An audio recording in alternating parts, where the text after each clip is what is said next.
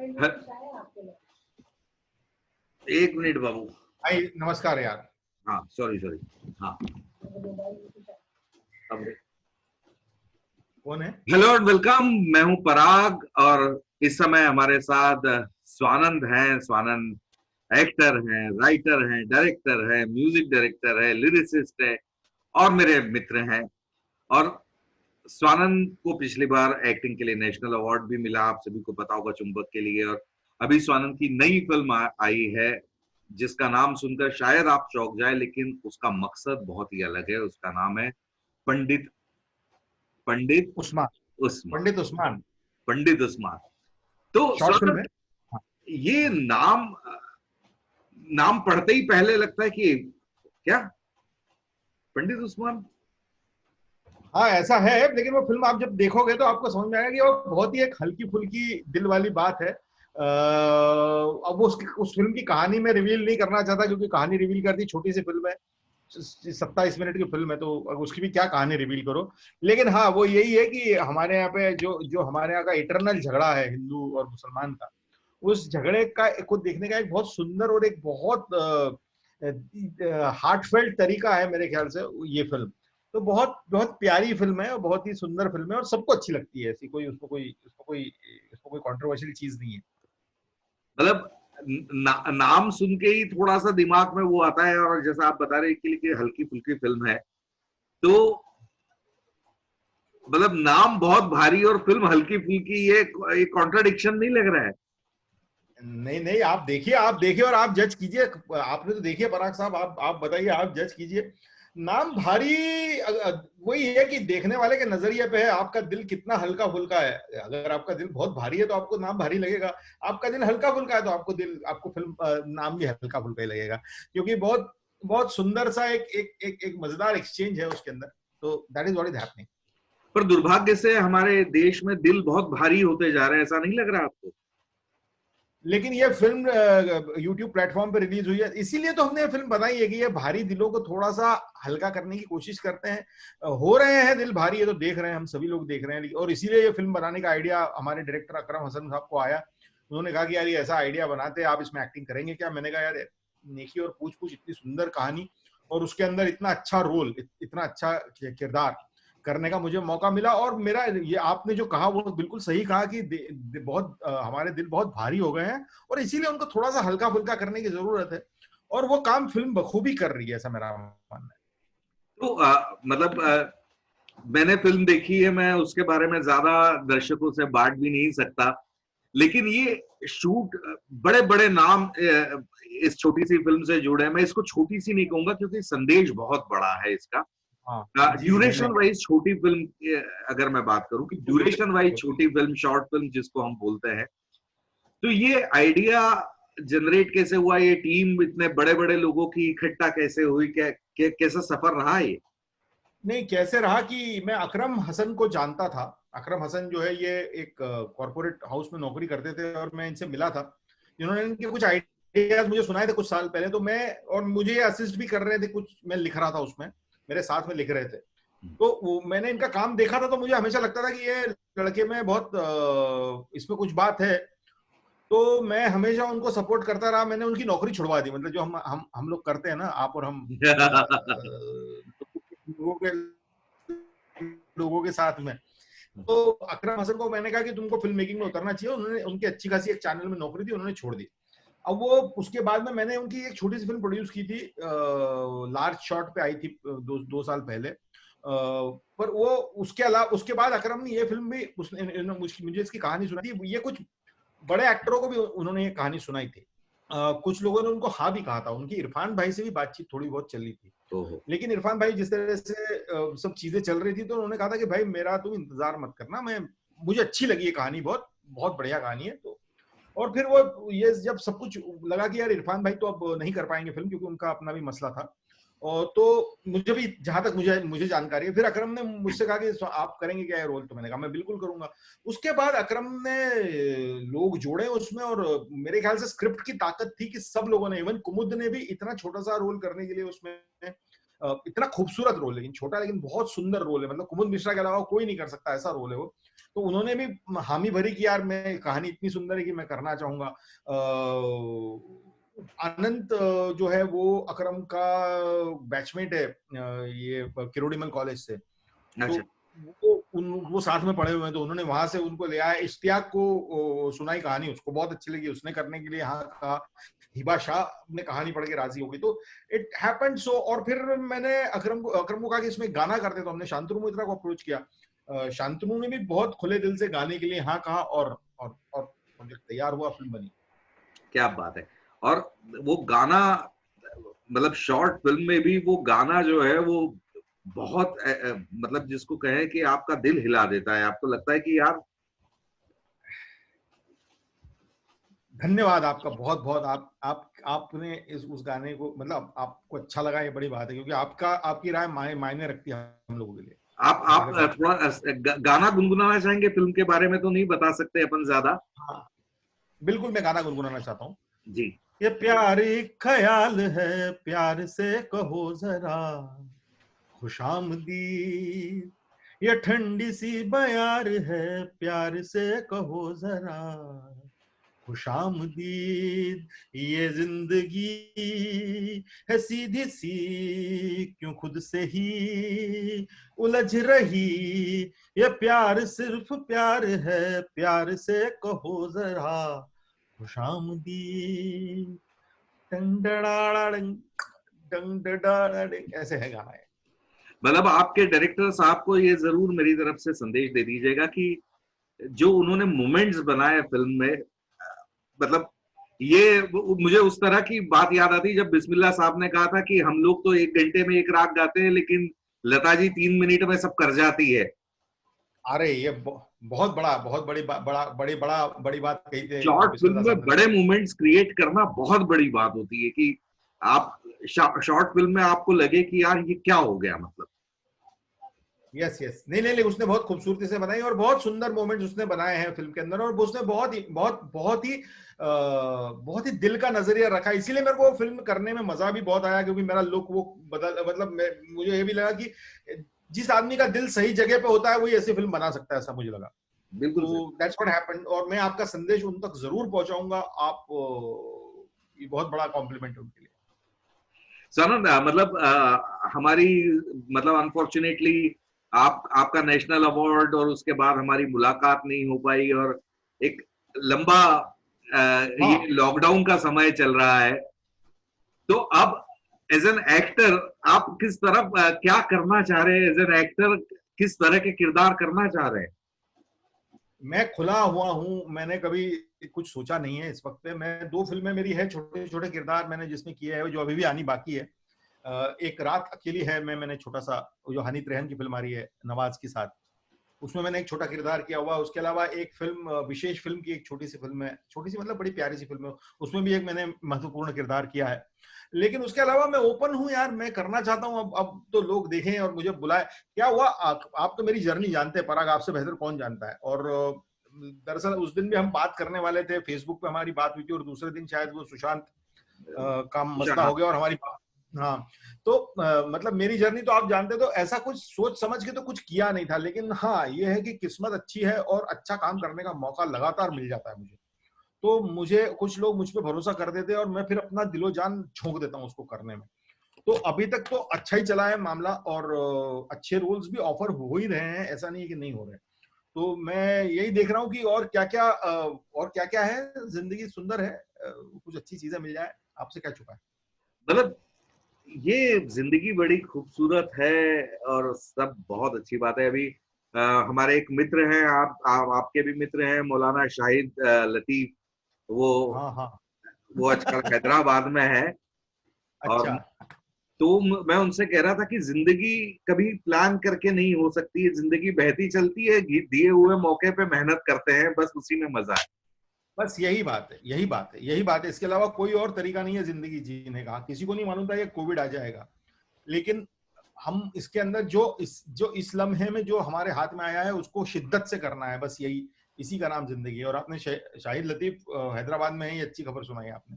क्या कर रहे हैं वो आजकल वहां। मौलाना शाहिद लतीफ कहें उन्हें। मौलाना तो साहब शायद मौलाना बन हो गए। गए वो। खैर। अच्छा, तो मौलाना हो गए वो। हाँ, मौलाना हो गए हैं। ओहो। तो अब ओहो। ये पूरा मतलब लॉकडाउन का पीरियड जो है, राइटर स्वानंद किरकिरे के लिए तो बहुत अच्छा रहा होगा, लेकिन एक्टर के लिए भले ना हो, लेकिन राइटर स्वानंद किरकिरे के लिए तो बहुत ही अच्छा रहा होगा। हाँ, थोड़ा बहुत काम तो मैं कर रहा हूँ, कुछ लिखाई का काम चल रहा है। तो और लॉकडाउन क्या, राइटर के लिए तो लॉकडाउन वरदान ही होता है, ऐसा समझ लो आप। क्योंकि कहीं जाना नहीं है, कुर्सी से बंद के रहना है, तो मैक्सिमम काम निकालने की कोशिश हो रही है। हालांकि जिस तरह का माहौल है बाहर, काम उतना नहीं हो पाता है जितना होना चाहिए, क्योंकि अचानक से और इतनी सारी घटनाएं हुई है हमारे साथ में इस वक्त, पिछले कुछ दिनों में इतनी सारी कि आपको कॉन्स्टेंटली उसके अंदर जाना बाहर आना, अंदर जाना बाहर आना, ये सब चलता रहता है। तो कोशिश चलती रहती है, लेकिन फिर कुछ खबर आ जाती है, फिर एक दो दिन हिल जाते हैं, एक दो दिन इधर उधर हो जाते हैं। तो ये सब चलने के बीच में कोशिश चल रही है, लेकिन उतना अच्छा नहीं हुआ है जितना अच्छा होना चाहिए था। मतलब पर हम हाँ, वही कर सकते हैं, वही काम चल रहा है, मतलब राइटिंग ही चल रहा है अभी, और कुछ चल नहीं रहा है। मतलब दुर्भाग्य से कोरोना हमारे कितने साथियों को ले गया फिल्म इंडस्ट्री के, मतलब ऋषि कपूर के इतने सारे साथी लोगों हैं। को ले इतने सारे लोगों को कोरोना ले गया, उसके इर्द गिर्द की चीजों को भी, और इतनी सारी चीजें हुई है, और कोरोना ने किसी को नहीं छोड़ा है, बड़े से बड़ों को। उस दिन भी मैं आपके चैट पे देख रहा था, मतलब सभी को कोरोना कोरोना ने किसी को नहीं छोड़ा है। तो वही बड़ी उसकी वजह से कभी कभी आदमी थोड़ा सा अंदर से हिलता है, लेकिन उसको फिर पकड़ना पड़ता है, फिर बोलना पड़ता है कि नहीं भाई, ये दिस टू शैल पास, ये भी निकल जाएगा, ये भी टिका नहीं रहने वाला अभी भी हमेशा के लिए। मतलब कोरोना के सबसे बड़े जो ब्रांड एम्बेसडर है जो फाइटिंग के, वो बच्चन साहब है, और वो अभी कोरोना से फाइट कर रहे हैं और आ जाएंगे वापस, और एक नया। निश्चित रूप से वापस आएंगे वो, और एक नए नए सिरे से, उनके होने से, उनके आ जाने से हमारे पूरे देश को एक अजीब अलग किस्म की होप मिलने वाली है। तो वो कमाल की बात है वो, मतलब, और वो आ रहे बाहर 100%। हाँ हाँ, मतलब बच्चन साहब जैसा योद्धा जो है वो बच्चन साहब ही हो सकते हैं। और और कोई नहीं हो सकता उसके, उस मामले में कोई और नहीं हो सकता। और तुम उनके कितने प्रेमी हो, हम ये कई सालों से जानते हैं, तो ये कोई हाँ, मतलब एक वो ऑन रिकॉर्ड में कह सकता हूँ कि हाँ, बच्चन साहब है। बच्चन साहब। तो स्वानंद, मतलब ये अब जो बदलता दौर आप देख रहे हैं, क्योंकि ये कोरोना अभी ये पूरा जो वातावरण है वो तकरीबन 6-8 महीने साल भर कहीं जाता दिख नहीं रहा है। तो फिल्म इंडस्ट्री और किस तरफ जाते हुए किस तरह से आप देखते हैं इसको, कि क्या हो, किस तरह से आगे किया जाएगा? अब ये बिल्कुल समझने वाली बात है, समझ में आने वाली बात है कि ये डेफिनेटली एक एक बहुत बड़ा बदलाव का समय है। लेकिन मुझे लगता है कि ये अभी फिलहाल के लिए जिन जिन प्रोड्यूसर्स ने पैसे खर्च किए हुए हैं, जिनके पैसे लगे हुए हैं, उनके लिए एक वरदान के रूप में साबित हो रहा है ओटीटी की। भाई, उनकी फिल्में ओटीटी पे आ जा रही है, उनका उनके पैसे की उनको उनको उनको वैल्यू मिल रही है। लेकिन सिनेमा का एक्सपीरियंस तो सिनेमा में जाके ही होता है। वो अंततः वो वेब सीरीज एक अलग घटना है और फिल्म एक अलग चीज है। फिल्म सेलिब्रेशन करने के लिए हमको वो बड़ी स्क्रीन का जो मजा है, वो मेरे ख्याल से, और थिएटर में जाके कम्युनिटी व्यूइंग का जो दोस्त लोगों के साथ बैठ के देखने का जो आनंद है, वो आनंद लोग, मुझे नहीं लगता लोग छोड़ पाएंगे। तो मैं उम्मीद से भरा हुआ हूं, और मैं चाहता हूं कि वैसा ही रहे। क्योंकि क्योंकि हमारे यहाँ का जो जो जनता का, तो वो आज नहीं, 8 8 महीने बाद नहीं, साल भर बाद वो वापस तो शुरू होगा, ऐसा ऐसा मैं उम्मीद रखता हूँ। लेकिन तब तक के लिए ये ओटीटी से काम हो रहा है, ये बड़ी अच्छी घटना है। और इससे कुछ चीजें बदलेंगे, कुछ पावर स्ट्रक्चर्स बदलेंगे, कुछ चीजें चेंज होंगी, ऐसा ऐसा ऐसा अंदेशा मुझे लग रहा है। मतलब जो पहले विदेशों में रहे कलाकारों के साथ ऑनलाइन काम होता था, उस तरह का काम मुंबई में भी तेजी से बढ़ा है आपके, कि जैसे ऑनलाइन ही गाना रिकॉर्ड हो गया, ऑनलाइन बैकग्राउंड म्यूजिक? अरे वो तो हो रहा है, वो तो हुआ। मैंने अभी सुधीर जी की फिल्म का गाना ऑनलाइन रिकॉर्ड किया। मतलब जो सुधीर जी ने अभी फिल्म बनाई है सीरियस मैन, उसका एक गाना मैंने ऑनलाइन रिकॉर्ड किया बाकायदा। सुधीर जी उनके घर में थे, म्यूजिक कंपोजर उनके घर में था, और मैं अपने घर में था। एक कंप्यूटर आया था जिसके ऊपर एक उन्होंने माइक्रोफोन सिस्टम भेजा था, और उसके ऊपर वो हो गया। तो वो सारी चीजें तो कमाल की हो रही है, और उससे उससे कई चीजें बदलेंगी, देखना। क्योंकि अगर वो आसानी से हो सकता है, मैंने एक छोटा माइक्रोफोन ऑर्डर किया हुआ है, एक छोटा सा बूथ भी ऑर्डर किया हुआ है कि अब घर में बैठ के रिकॉर्डिंग कर सके। जिससे अगर वो हो गया तो स्टूडियो रिडंडेंट हो जाएंगे। थोड़ा सा इक्विपमेंट ही अगर घर में अच्छा लगाना है, तो बहुत सारी चीजें रिडंडेंट होने की संभावना है। मतलब हमको पता चलेगा अभी 8 महीने में कि कितनी चीजों में बड़े बड़े ऑफिसेस बनाने की शायद कंपनियों को जरूरत नहीं पड़ेगी, वो छोटे ऑफिसेस में भी काम चला सकती है, क्योंकि जितना काम वर्क फ्रॉम होम नाम का एक सिस्टम यहाँ पे शुरू हुआ है, जितना काम घर में बैठ के हुआ है उतना शायद उनके ऑफिस में बैठ के भी कर्मचारी नहीं करते होंगे, उनके उनके एम्प्लॉयज नहीं करते होंगे। तो ये बहुत अलग अलग किस्म की चीजें हो रही है जो बहुत मजेदार है। इवन म्यूजिक वीडियो तक हमने शूट किए घर में, और एड फिल्म तक शूट किए। तो हो सकता है, और हमारे मतलब हमारे कुछ लोग इतने एंटरप्राइजिंग है कि वो कर भी लेते हैं और कमाल का काम भी कर देते हैं। तो लोगों ने कोई मौका जाने नहीं दिया है हाथ से, वैसे देखा जाए तो। क्या बात है। तो मौका जाने देने की बात जहां तक है कि स्वानंद किरकिरे अगर मेरे साथ है और एक हाथ गाना और ना हो तो फिर बड़ा मुश्किल हो जाएगा ये मौका जाने देना। अरे यार, पराग छापेकर एक गाना मैं कौन सा सुनाऊं तुमको? पहला गाना। तुम बताओ कौन सा सुन, पहला गाना जिसके बारे में तुम्हारी भविष्यवाणी है मैं आज तक नहीं भूलता हूँ। पराग छापेकर ने मेरे को बाबरावन सुन के कहा था कि ये गाना तेरे को बनाएगा। मैं एक बाबरावन गुनगुनाता हूँ, फिर एक पराग छापेकर का एक एक गाना गुनगुनाऊंगा जो पराग ने कंपोज किया था। ऐसे ही मेरे को एक याद है, पराग याद है छापेकर एक बहुत, हाँ एक गाना याद है मुझे। ऐसे। हम्म, हम्म,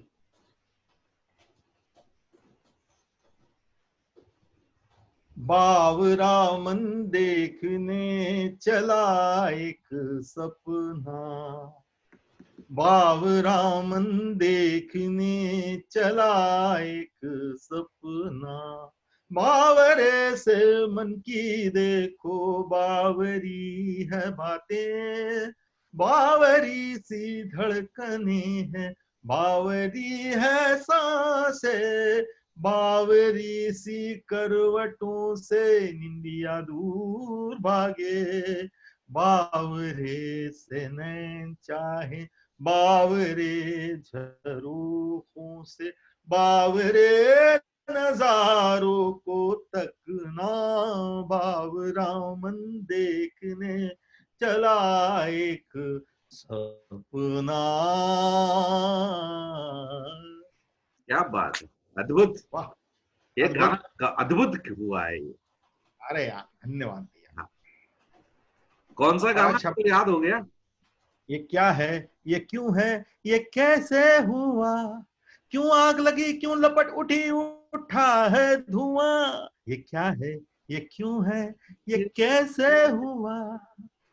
देखो देखो देखो देखो देखो यारो, देखो देखो देखो देखो यारो, देखो देखो कैसी पुरवाई आई, इन चट्टानों के देश में भी तो उग रही है काई, ये क्या है, ये ये क्यों क्यों है, है, ये ये कैसे कैसे हुआ। हुआ।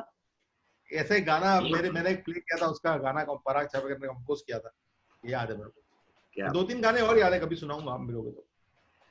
तो चलिए स्वानंद, तो अब आगे क्या प्लानिंग है, क्या क्या चीजें हो रही है जिस जो आपके चाहने वाले आपको देख पाए सुन पाए? तो दो फिल्में तो ये मैंने बताया आपको कि ये जो रिलीज होने वाली है, जो एक तो रात हमारी रात अकेली है, हनीत रेहन की फिल्म जो अभी नेटफ्लिक्स पे रिलीज होने वाली है। उसके अलावा एक फिल्म मैंने काली खाली पीली नाम की है, मकबूल की जो फिल्म है, उसमें अनन्या है और वो है लड़का, सॉरी नाम, एक काट सकते क्या? हाँ काट लेंगे। हाँ, ईशान है, ईशान खट्टर और हेलो, हाँ हाँ मैं हूँ। हेलो, हाँ हूँ, मैं हाँ हूँ। ईशान, हाँ सॉरी, ईशान और अनन्या है उस फिल्म में। उसमें मैंने जयदीप भी है उसमें, एक रोल मैंने किया हुआ है। उसके अलावा एक फिल्म है जो विशेष फिल्म की फिल्म है, उसमें भी मैंने एक रोल किया हुआ है। वो दोनों का इंतजार है आने का। उसके अलावा सुधीर जी की फिल्म में गाना गाया है, तो वो आएगी नेटफ्लिक्स पे कभी ना कभी, जल्दी ही आएगी, मतलब कभी ना कभी की बात कर रहा हूँ मैं। उसके अलावा एक एक एनिमेशन फिल्म गीतांजलि राव की थी, उसका गाना है, वो आएगी। तो है, चीजें हैं के पीछे। एक वेब सीरीज लिख रहा हूँ। क्या बात है। चलिए स्वानंद, आपके इंतजार रहेगा आपको देखने का, भले अभी ओटीटी पे देखे लेकिन इंतजार रहेगा। और आपका काम हमेशा ही बहुत पसंद किया जाता है, आपके चाहने वाले पसंद करते हैं, हम लोग पसंद करते हैं। तो ऐसे ही स्टे ब्लेस्ड और बढ़िया खुश रहिए, मस्त रहिए। Thank you very much. Thank you, thank you, thank you, thank you, thank you, thank you so much Parag Chhapekar साहब, और आपका बहुत बहुत धन्यवाद। आपसे व्यक्तिगत रूप से मुलाकात करेंगे कभी ना कभी जल्द। जल्दी, आमीन। Thank you for your kind word. Thank you. Thank you.